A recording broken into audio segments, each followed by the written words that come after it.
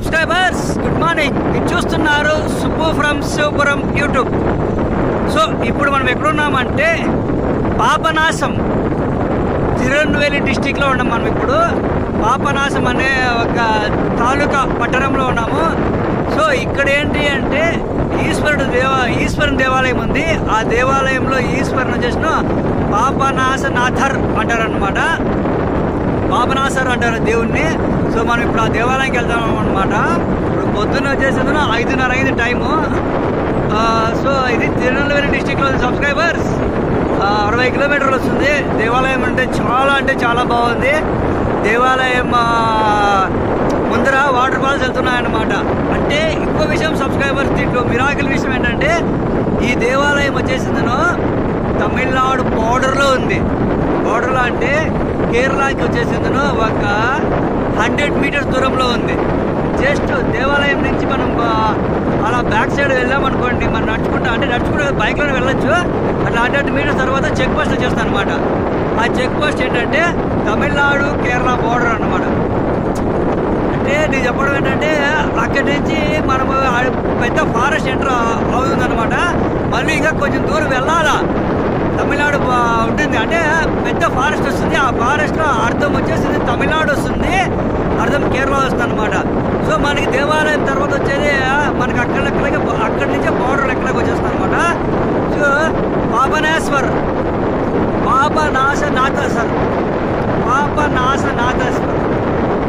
So Papanasheswara దేవాలయానికి వెళ్తాము, Papanasam. So ఇప్పుడు మనం వచ్చేసేందును పాపనాశ్వర దేవాలయానికి వెళ్తాము.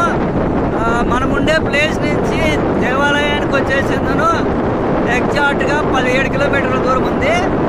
సో అక్కడ మాత్రం దేవాలయం అంటే నిజంగా లోపల దేవాలయం ఆర్కిటెక్చర్ మాత్రం మైండ్ బ్లోయింగ్, అమేజింగ్గా ఉంది. నేను నైటే వెళ్ళి చూశాను, నేను మళ్ళీ రిటర్న్ వచ్చేసాను అనమాట. అక్కడ అంటే మధ్యతరగతి వాళ్ళకి కానీ రూమ్స్ ఉన్నాయి. అంటే కాస్ట్లీ అనమాట రూమ్స్ అనమాట.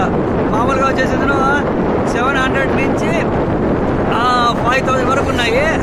సో అనవసరంగా ఎందుకు అని చెప్పేసి నేను రిటర్న్ మళ్ళీ వేరే విలేజ్కి వచ్చేసాను అనమాట. నాకైతే అక్కడ అంతగా ఇన్కన్వీనియంట్గా ఉంది. సో నెక్స్ట్ ఏంటంటే మనం ఈ పాపనాశనం అనే పట్టణానికి వచ్చే ముందు ఎక్కడ చూసినా మనకి వాటర్ ఫాల్స్ వెల్కమ్ చెప్తూ ఉంటాయి. వాటర్ ఫాల్స్ ఎక్కువగా ఉన్నాయన్నమాట. సో ఈ బ్యాక్ వాటర్ అనేది కేరళ నుంచి వస్తూ ఉందన్నమాట. అంటే వస్తున్నాయి వాటరు. ఇప్పుడు ఈ అడవి ఉంది కదా, పెద్ద అడవి ఉంది కదా, ఈ అడవి గుండానే ఈ వాటర్ ఇక్కడ రావడం జరుగుతుంది. చాలా వాటర్ వస్తున్నాయి అనమాట. నేను శివకాశీలో అయితే వాటర్ బొత్తిగా లేవు. తర్వాత వచ్చేసి వాటర్ ఉండవేమనుకున్నాను. ఎప్పుడైతే మనం ఈ తిరునెల్వేలి డిస్టిక్లోకి ఎంటర్ అయ్యామో అప్పటి నుంచి కూడా కేరళ నుంచి వచ్చే వాటర్, బ్యాక్ వాటర్ కానీ, తర్వాత మామూలు చిన్న సరస్సులు ఉంటాయి కదా, ఆ సరస్సుల నుంచి అంటే అక్కడి నుంచి వచ్చే వాటర్ కానీ చాలా బాగుంటాయి అన్నమాట. ఎక్కడ కలుషితం కావు. తర్వాత మనం ఇక్కడి నుంచి వెళ్ళే వాటర్ అయితేనా ఇక్కడ స్టార్టింగ్ కాబట్టి, ఇది కేరళ నుంచి వచ్చే వాటర్ కాబట్టి ఇక్కడి నుంచి మళ్ళీ తమిళనాడులోకి ఎంటర్ అయ్యే కొద్ది వాటర్ మళ్ళీ మిక్స్ అయిపోతాయి. అంటే ఎక్కడెక్కడో కలిసి, అంటే మున్సిపాలిటీలో కాలంలో కూడా కలిసిపోతాయి అన్నమాట ఈ వాటర్ అంతా. సో అప్పుడు కొంచెం పాడైపోతాయి.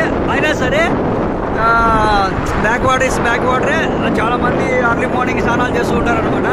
సో ఇప్పుడు నేను చూపించే దేవాలయం పాపనేశ్వర దేవాలయం వచ్చేసిందో, ఆ దేవాలయం ముందర వచ్చేసిందో ఒక చిన్నపాటి ఏరుపోతా ఉంది. అందరూ కూడా భక్తులు ఎవరైనా దేవాలయానికి వస్తే అక్కడే స్నానం చేస్తారనమాట. అక్కడ స్నానం ఆచరించి తర్వాత దేవుని దర్శనం చేసుకుంటారు. ఈ దేవాలయంలో ప్రధాన దేవుడు చేస్తున్న ఈశ్వరుడు అనమాట. అమ్మవారు పార్వతీదేవిగా ఉన్నారు. అంటే వాళ్ళ పేర్లు ఉన్నాయన్నమాట. లోకల్గా వేరే పేర్లు ఉన్నాయి దేవాలయంలో, వాళ్ళు పిలిచే పేర్లు. సో నెక్స్ట్ ఏంటంటే నేను దేవాలయం లోపలికి వెళ్ళి చూపిస్తాను. లోపల ఆర్కిటెక్చర్ మాత్రం మైండ్ బ్లోయింగ్, చాలా బాగుంది.